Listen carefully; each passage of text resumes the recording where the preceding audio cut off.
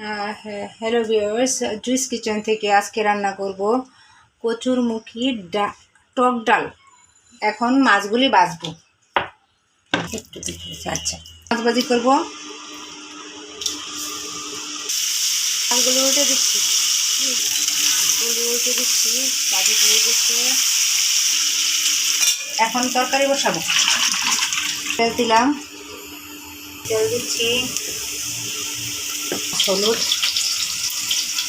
দিয়ে দেবো, মশলা দিয়ে দিলাম।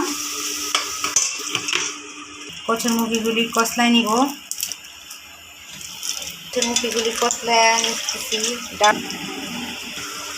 ডালগুলি কচুরমুখীগুলি চটকানো হ্যাঁ, এখন ডেকে দেব। ডেকে দিলাম,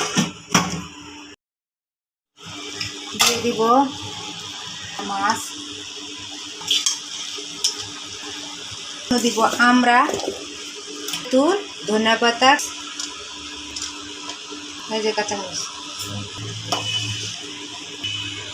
হয়ে গেল আমার রুই মাছ দিয়ে কচুরমুখীর ডাল, টক ডাল। তো যদি ভালো লাগে যদি ভালো লাগে লাইক, কমেন্টস, সাবস্ক্রাইব করবেন। ধন্যবাদ।